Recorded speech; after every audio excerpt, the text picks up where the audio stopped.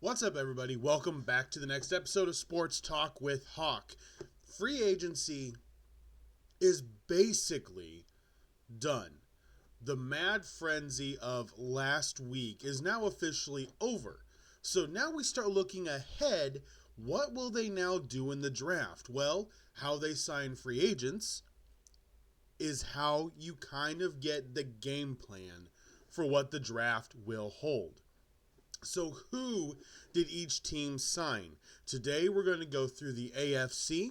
It's going to be quick, concise, everybody that they signed, what they did, and we're going to keep moving forward. Here we go.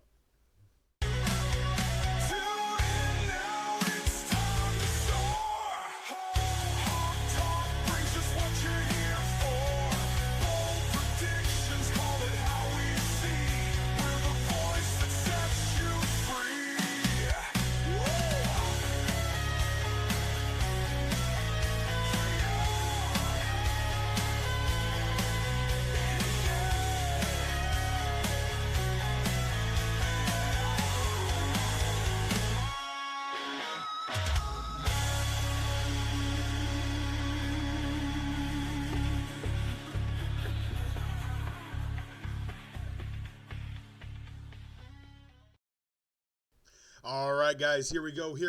We have got free agency. Today, I will highlight some of the teams that are winners, losers, and basically holding pattern as far as the 16 teams in the AFC. So we're going to go through each team here in the AFC, see what they did. I know I've gone through some of the teams previously, but we're going to do a comprehensive, straight up list. Team, who they signed, move it forward. Hopefully we keep the podcast to 25-30 minutes. Well, obviously we'll see how it goes, but that's the goal. Just every player they signed and move forward. So we start with the Buffalo Bills. Re-signed Josh Allen, 6-year deal, $330 million, making sure that they keep the cap space open to build a team around him. So the GM now has a huge responsibility to not make stupid moves. They signed running back Darrington Evans to a 1-year deal. They re-signed Ty Johnson to a 2-year deal. Re-signed Reggie Gilliam.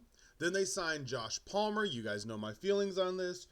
Probably one of the dumbest free agent acquisitions there has been, considering the players that are still available and considering what other receivers have gotten.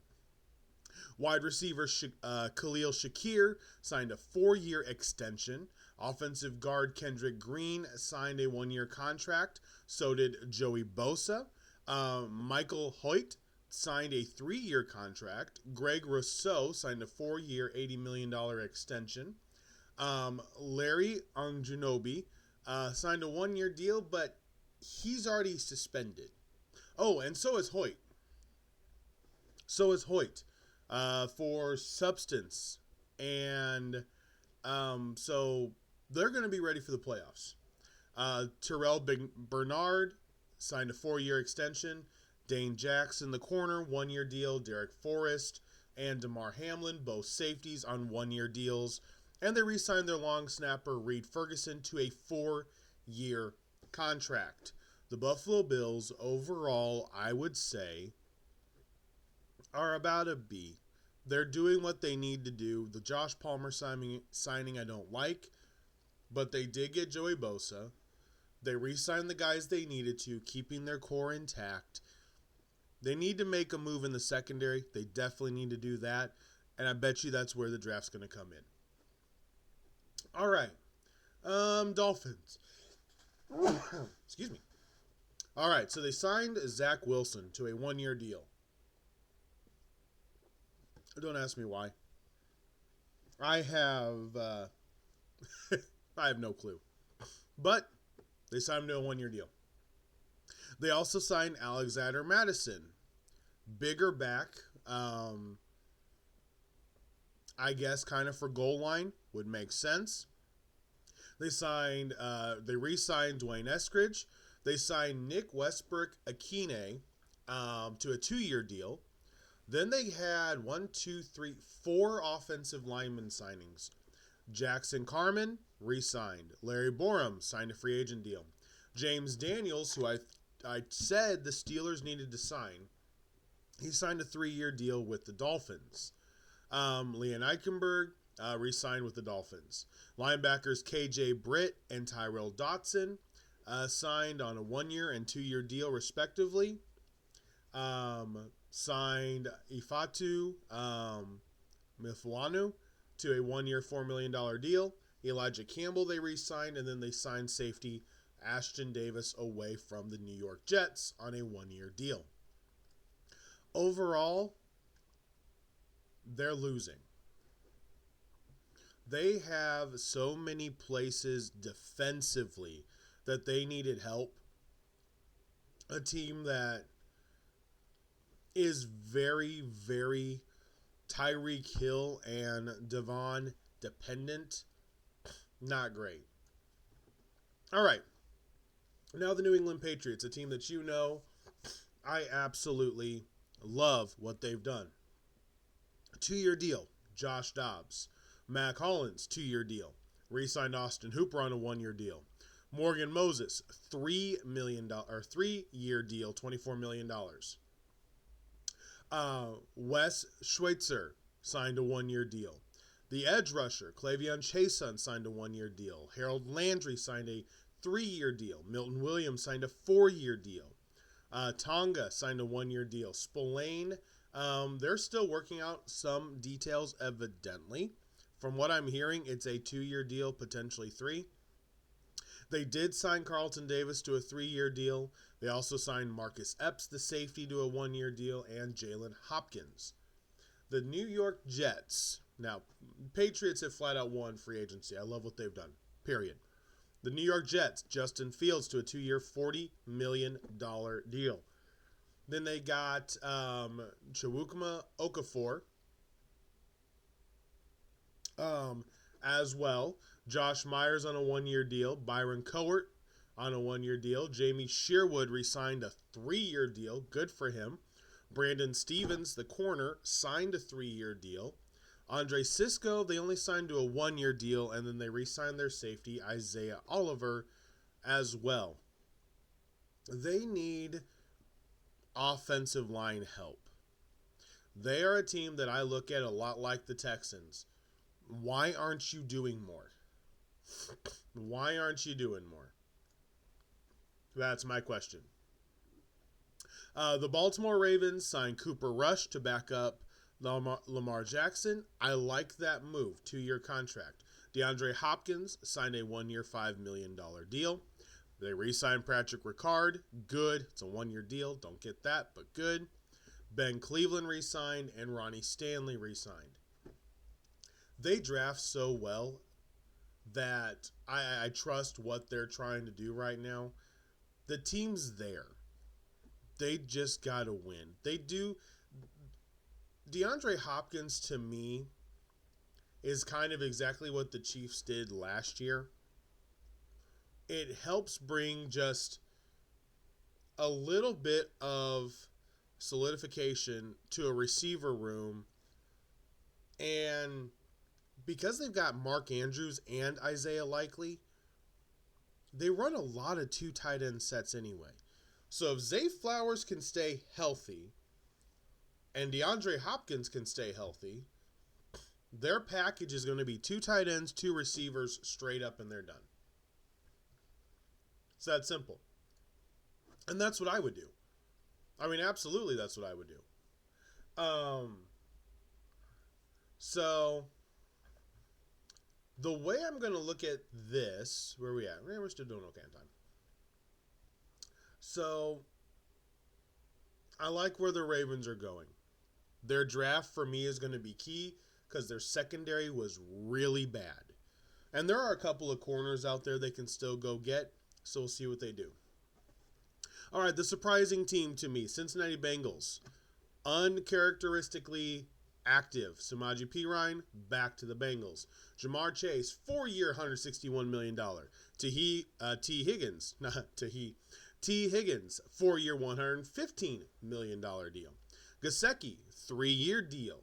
Tanner Hudson re-signed a 1-year contract. Cody Ford on a 2-year contract. Joseph Asai on a 1-year deal. Cam Sample, a 1-year deal. B.J. Hill, the defensive tackle, re-signed a 3-year, $33 million deal. T.J. Slayton signed a 2-year, $15 million deal. Oren Burke signed a 2-year deal. Marco Wilson, the corner, signed a 1-year deal. And then their long snapper signed a 1-year extension as well.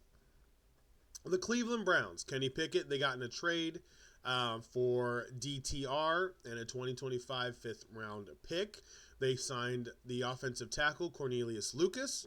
They re-signed Myles Garrett after doing the, demanding a trade, blah, blah, blah. He included a no-trade clause in his contract, and I think that's because he's keeping control. So I like what he did. Edge rusher Joe Tryon, defensive lineman Malik Williams signs a 2-year deal, and Devin Bush signed a 1-year deal. The Browns are strapped. They're losing free agency-ish, not because of them not being active. It's because of the outrageous Deshaun Watson contract still to this day. I mean, this is going to be killing them. They opened up cap space. That way they could get under the minimum they needed to, signing Myles Garrett, and they still got to make the moves and sign their rookies. So really, they're strapped as much as I wish they would do more. All right, Pittsburgh Steelers signed back Mason Rudolph. They signed running back Kenneth Gainwell. They got DK Metcalf in a trade with the Seattle Seahawks for a second-round pick, and then they swapped late picks, and then he signed a 4-year, $130 million extension. They re-signed Ben Skroenek. They re-signed Donald Parham. They agreed to a deal with Daniel Ukale and defensive lineman Malik Harrison on a 2-year, $10 million deal. And then they signed corners Brandon Eccles to a 2-year contract and Darius Slay to a 1-year deal. Where's your offensive lineman? You lost James Daniels and Dan Moore. Now, if you're going in the draft to go draft a running back, that's fine. That is fine. Absolutely. But where are you going to get the offensive linemen from? You need 4 offensive linemen in Pittsburgh. Not 2. Not just the 2 you lost. You need 4.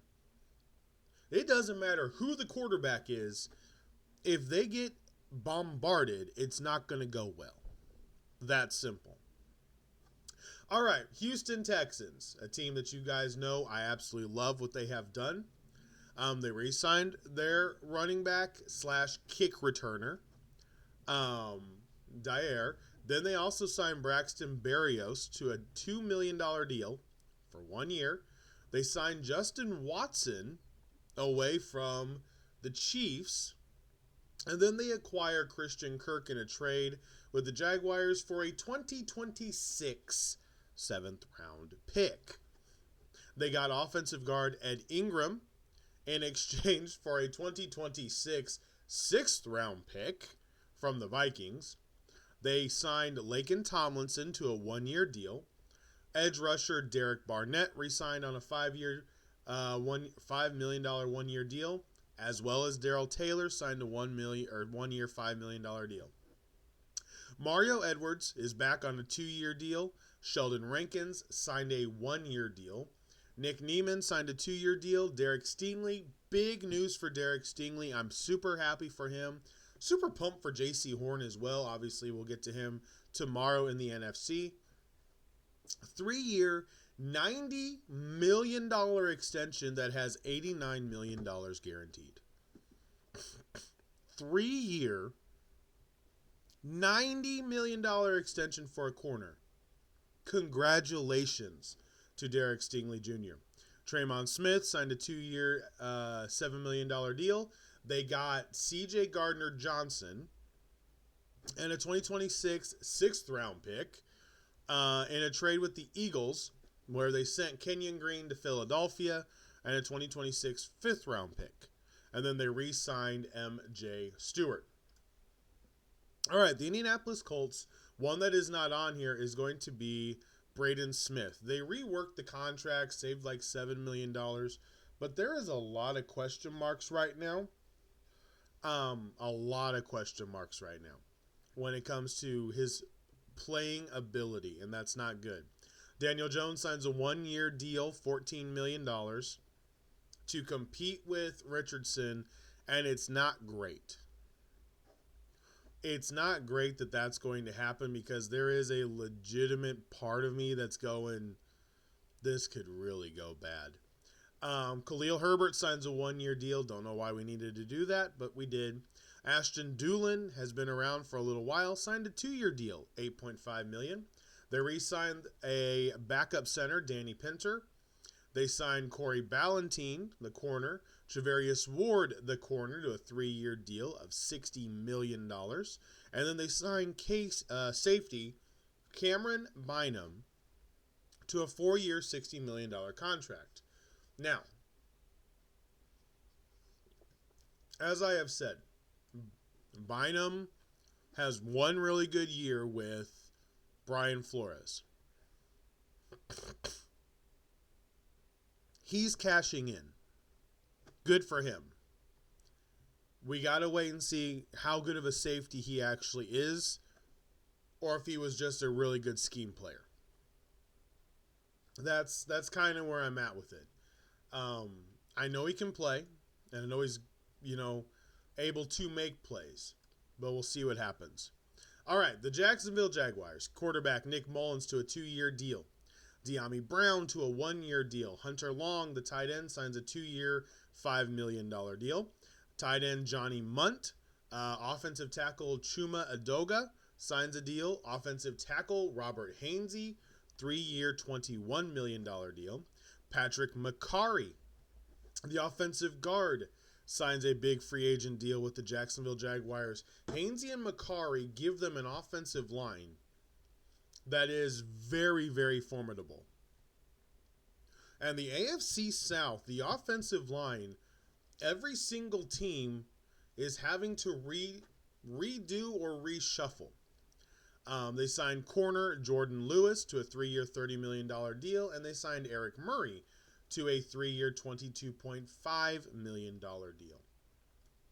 Now, an under-the-radar team, and this could be the most improved team in the AFC South. I think they could, depending on how Cohen works everything with Trevor Lawrence, depending on how the offense looks, the Tennessee Titans could be better than the Jaguars, and here is why. They signed quarterback Brandon Allen to a 1-year deal. Van Jefferson, 1-year deal, really cheap. Offensive tackle Dan Moore from the Steelers, 4-year, $82 million deal. Offensive guard Blake Hance signs a deal. Kevin Zeitler, they stole from the Lions on a 1-year deal. They got offensive lineman Corey Levin that they re-signed. They signed edge rusher Draymond Jones, 1-year deal. Sebastian Joseph Day re-signed a 1-year deal. Cody Barton signs a 3-year, $21 million contract. That right there gives them a little bit of solidity in the linebacking core. They signed safety Xavier Woods, and they signed long snapper Morgan Cox. Good for him. And then they signed punter Johnny Hecker.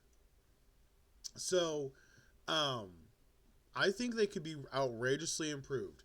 Latham, Skoronski, Kushberry, Moore, and Zeitler. That is a really, really good offensive line. That's a top 10 offensive line in the NFL. That is a top 10 offensive line in the NFL. Now, I would put Skoronski and Latham together, and I'd put Zeitler and Moore together. I really would. Because I think the way that it's playing out, the young guys, when they can gel together, work really well. And it helps. So I like those two guys sitting there together. All right. Denver Broncos re-signed Jared Stidham to a 2-year deal. Signed Trent Sherfield to a 2-year deal. They signed Evan Ingram to a 2-year deal. They re-signed Matt Pert to a 2-year deal. They signed nose tackle DJ Jones to a 3-year deal. There we go.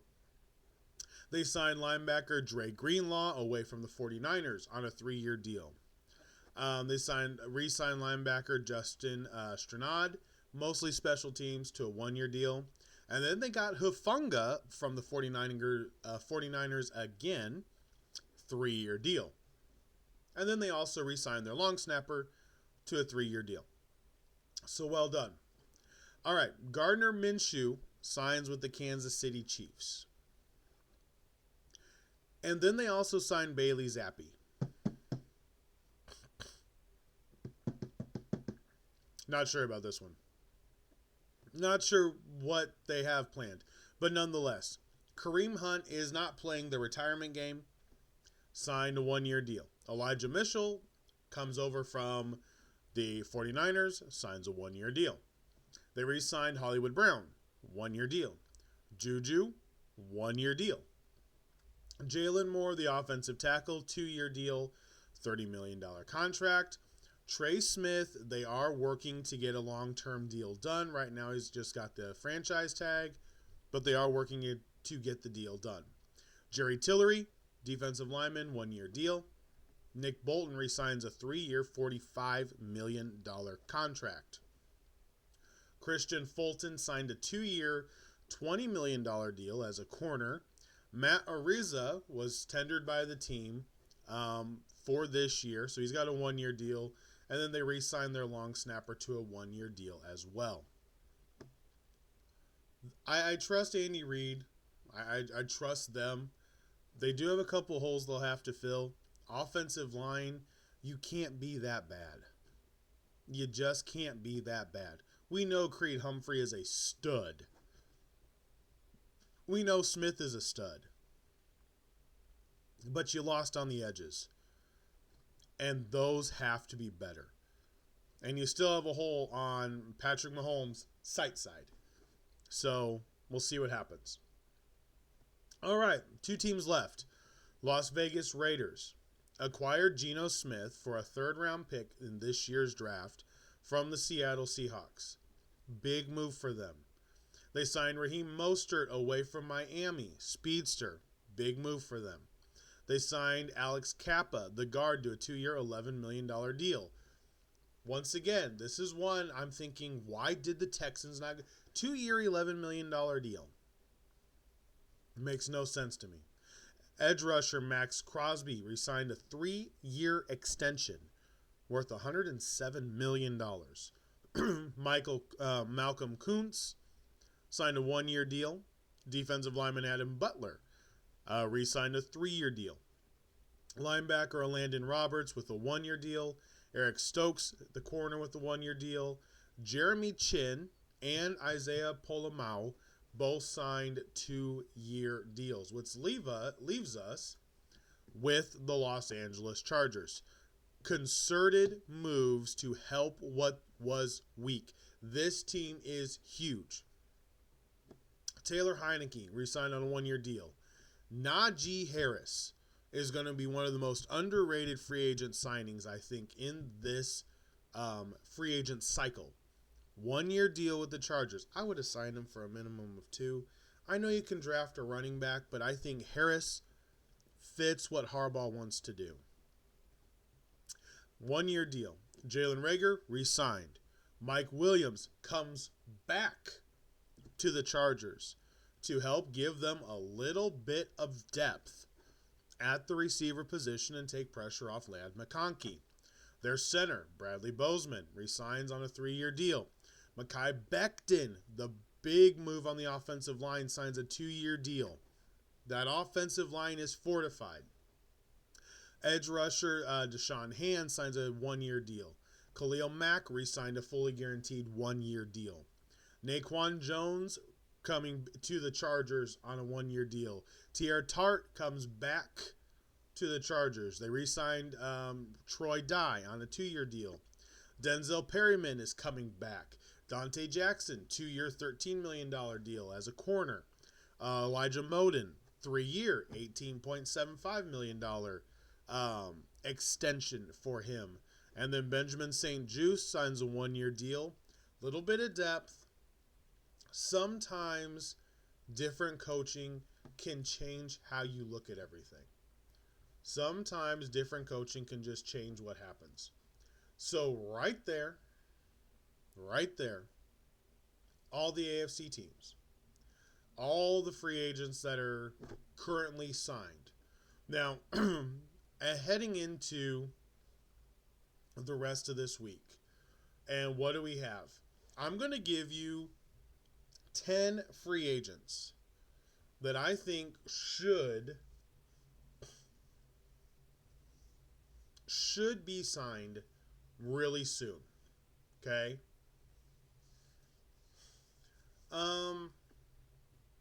Number 1, Cam Robinson. He played for Jacksonville, was definitely decent. Gets traded last year to the Vikings and plays very, very well for them. As an offensive tackle, he may be relatively average, maybe slightly above. There's a lot of teams that could use that. As well as offensive guard Tevin Jenkins. I mean, Tevin Jenkins should have already been signed. He's only 27 years old. Cam Robinson's 29 years old. There's 2 offensive linemen that should absolutely be gone already. Now, I do think there's a underrated edge rusher. Azeez Ojulari from the Giants. I think he needs to go to a 34. He needs to be a linebacker in a 34 defense. I can't believe. Look for Mike Vrabel to maybe sneak in and steal him as a pass rushing guy for the New England Patriots when that time, when you need somebody to step up, when you need that person to be there. Now, I'm going to do a couple of veterans. Number 1, Zadarius Smith, the edge rusher. Number 2, Justin Simmons, the safety. And number 3, Stephon Gilmore, the corner. So there's 6. Those are 6 guys. I'm not letting just wait around. I'm really, really not. At this stage, because of how the receivers are, there's a lot of receivers. So these aren't in my 10. But I mean, we got Amari Cooper, Keenan Allen, Stephon Diggs, Elijah Moore. We got a lot of different receivers that are sitting out there available. And I think it's important to note. But if you go down to the last 4, Brandon Sharif is definitely their offensive guard. Rasul Douglas has played really, really well the last few years. I would flat out want to have him on my team. He's done an amazing job. I believe Jameis Winston should be signed by a team that has questions. You know what you're getting with Jameis Winston. I mean, I thought he could compete for the Colts. You can't do worse than Anthony Richardson. He threw for so many yards in a game on a Monday Night Football game. It was one of his best, and he still threw 5 interceptions. Like, Jameis Winston is just, you don't understand what you're watching sometimes. But he's 31 years old. He's a valuable quarterback too. Valuable quarterback too. Another guy, and I'm bringing in basically, I think there's certain teams that are really young, could use some veteran presence. Calais Campbell, I would really bring in at this point as well. And then a guy like Mike Hilton, the safety, as well. He's moved more to safety instead of corner, but I think he is very, very viable right now as well. So there we go, guys. There we go. AFC free agent signings, 1 week in. Now we're looking towards the draft. Each team is setting you up. They're telling you what their draft plan is. The Falcons have already said it. They only picked defensive players at the draft. That's all they were doing. Defense. We're good on offense. We're going after defense.